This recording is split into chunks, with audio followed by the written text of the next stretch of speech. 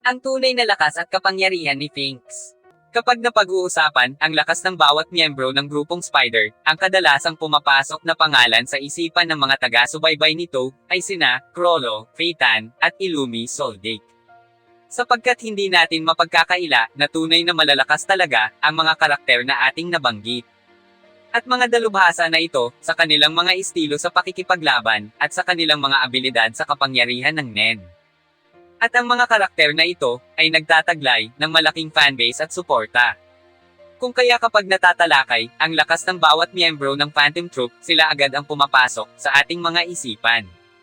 Ngunit merong isang karakter na sobrang lakas at kayang makipagsabayan sa mga pangalan na ating nabanggit pagdating sa labanan ng kapangyarihan ng Nen.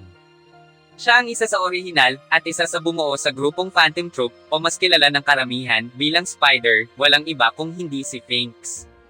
Unang pinakita ang karakter na ito sa episode 41 ng Hunter x Hunter 2011. Si Finks ang number 5 sa grupong Phantom Troop at nakarango ang kanyang pisikal na lakas sa pangalawang pwesto.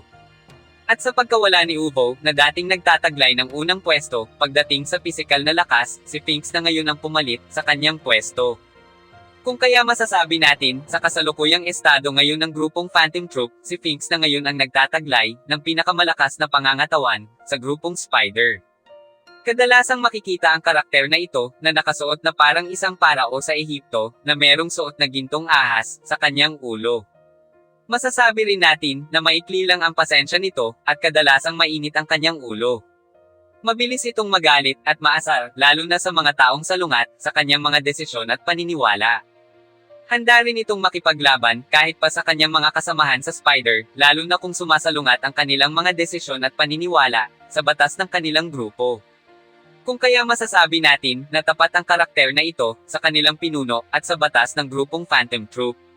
Sapagkat handa itong makipaglaban kahit pa sa kanyang mga kasamahan, basta nagiging banta ang mga ito sa pagkasira at sa pagbagsak ng kanilang grupo. Ang madalas naman kasama ni Finks, sa loob, o sa labas man ng kanilang mga misyon, ay si Phaeton.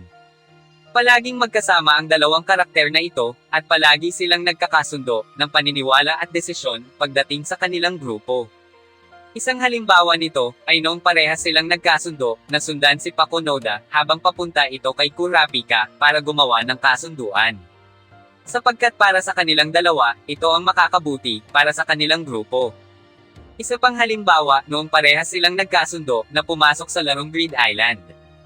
Kung kaya masasabi natin na malalim talaga ang samahan at pagkakaibigan ng dalawang karakter na ito. Katulad ng ibang miyembro ng Spider, si Finks ay walang awa sa kanyang mga nagiging biktima.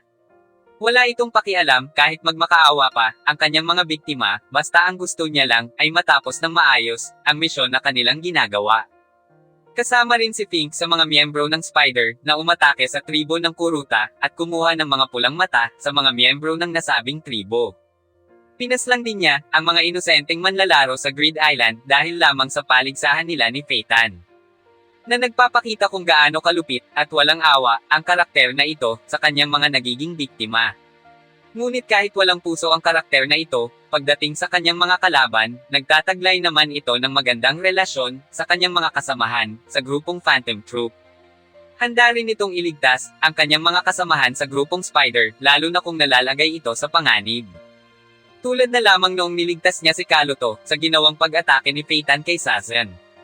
Na kung saan, kahit bago pa lang si Kaluto sa kanilang grupo, inuna ni Finks ang kaligtasan nito. Patunay lamang na mahalaga kay Finks ang kaligtasan ng kanyang mga kasamahan sa grupong Phantom Troop o mas kilala ng karamihan bilang Spider. Si Finks ay isang purong enhancer at ang abilidad ng karakter na ito ay ang tinatawag na Reaper Cyclotron. Na kung saan, iikutin niya ang kanyang braso para makaipon ito ng malakas na aura ng Nen sa kanyang mga kamao.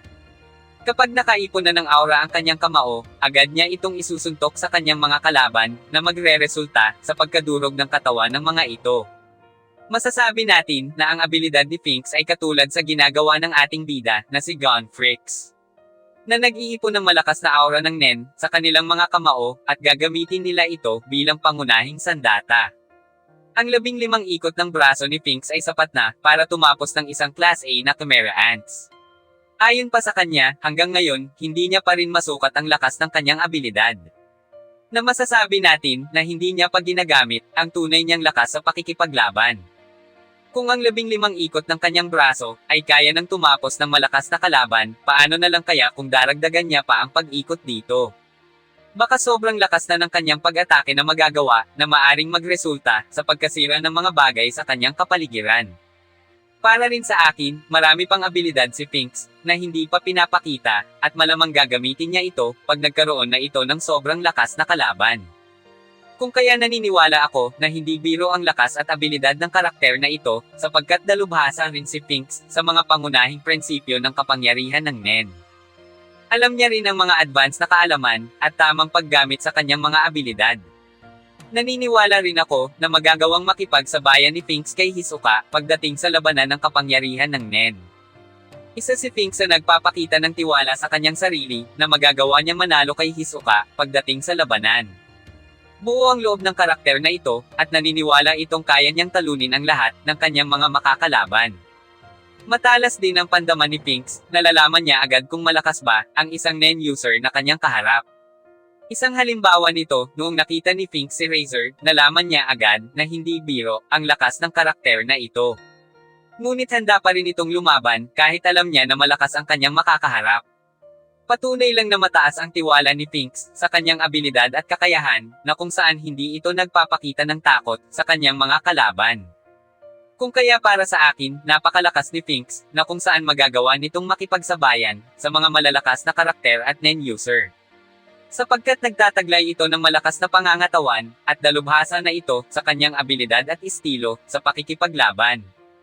Kung kaya para sa akin isa si Finks sa pinakamalakas sa grupong Phantom Troop o mas kilala ng karamihan bilang Spider. Pero kayong mga idol, meron ba kayong opinyon patungkol sa tunay na lakas at abilidad ni Finks? Maaari niyong sabihin yan sa baba para ating mapag-usapan. Maraming salamat sa panonood mga idol.